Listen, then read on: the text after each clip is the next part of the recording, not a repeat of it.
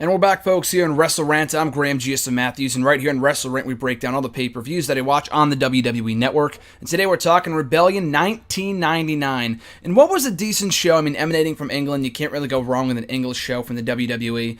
A lot of throwaway matches, and my buddy Jason mentioned this to me a while ago, and you got to keep this in mind too, that especially as someone as a fan who did not grow up during this era, you got to keep in mind this was the best wrestling got back in 99, 98, 2000. It got better by the time 2000 got around, but I'm talking about not wrestling in general. I'm just talking about like the wrestling matches, like the in-ring action wasn't phenomenal, or at least as good as it is today. There wasn't really that much of an emphasis on the wrestling. So you got to keep that in mind while watching these shows.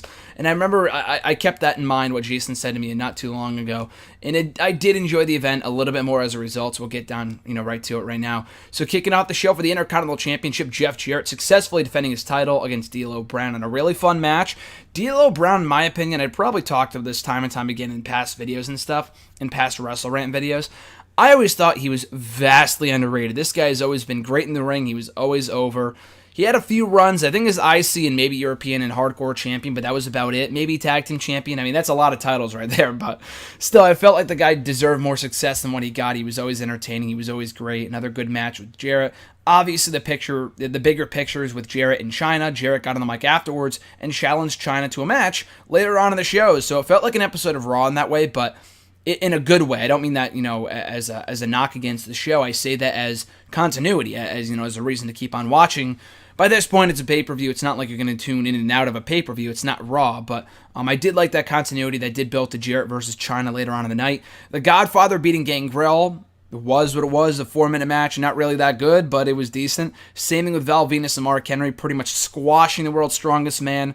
He got more offense over Henry than Godfather did over Gangrel in the previous match. 2 back-to-back, mediocre matches, but again, they were filler on the undercard, so I can't complain. For the Women's Championship, a 4 corners match with Ivory successfully defending her title against Luna Vachon, Tori, and Jacqueline. This is a throwaway match, and a prime example of a match that you have to keep in mind where the wrestling is not nearly as good as it is today, especially for the women. This was just not good at all, but again, it was as good as it got for the women back then, so Ivory's still the women's champion. Chris Jericho taking on Road Dogg in a feud that had pretty much lasted throughout the latter half of 1999. I think they faced off in the premiere episode of SmackDown that August, so the feud had been going on for a while by this point. Good match. Jericho carried Road Dogg to a pretty passable match. Road Dogg was never really that great as a tag team guy, but by this point, Road Dogg was already back in the tag team, so there really was no reason to think that Road Dogg had a chance of beating Jericho, but still, on the surface, though, a good match. Jericho goes over. Up next, Jeff Jarrett versus China. It says here on Wiki it's not for the IC Championship. I could have sworn it was, but I guess not. So it's not for the championship. Still a good match, though, for the time it was given. China won via disqualification after interference from Miss Kitty. So the match really went nowhere. It was kind of pointless. They could have just built to something on Raw, but the feud would continue going into No Mercy the following month, where Jeff Jarrett would wrestle his final match in the WWE. Kane versus Big Show in a no DQ match, and what was actually really good, not like a 5-star Matt Classic or anything, but when you think of Big Show and Kane, you think of something that's awful. And this was anything but. I thought this was fun for what it was. They made good use of the no DQ stipulation. Of all the awful matches that these two have had over the past 2 decades, this was not half bad. So I will give it credit where credit is due. Kane goes over in a fun little match. British Bulldog versus X-Pac.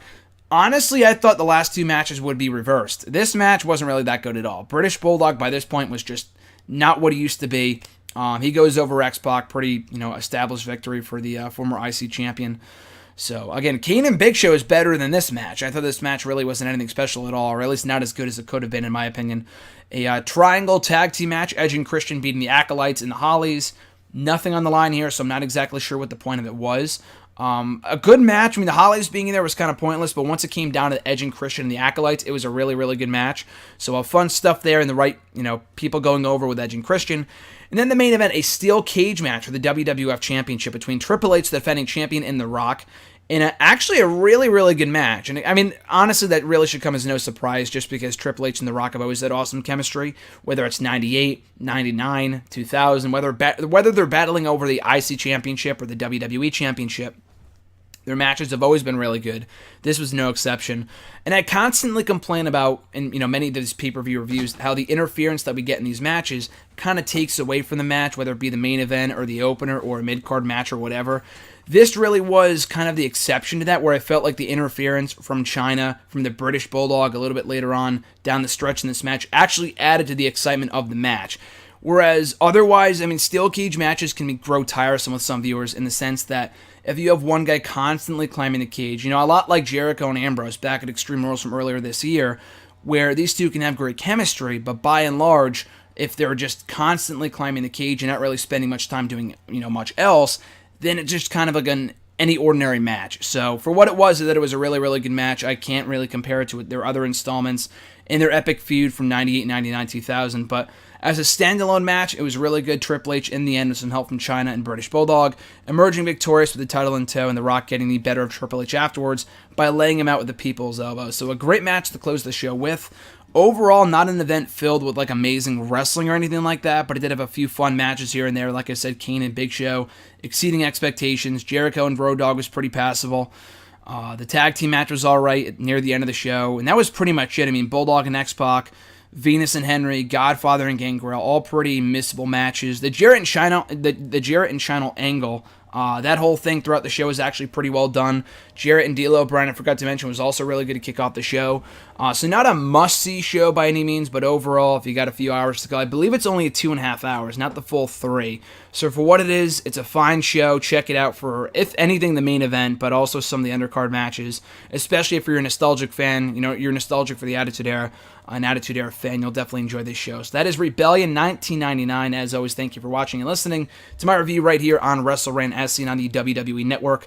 Coming up here in WrestleRant, I'll be talking about Rebellion 2000, 01, and 02 right here on WrestleRant. So that being said, folks, as always, thank you for watching and listening once again. Have a great week or weekend, whatever it might be. I'm Graham G.S. Matthews, and I'll catch you folks down the road.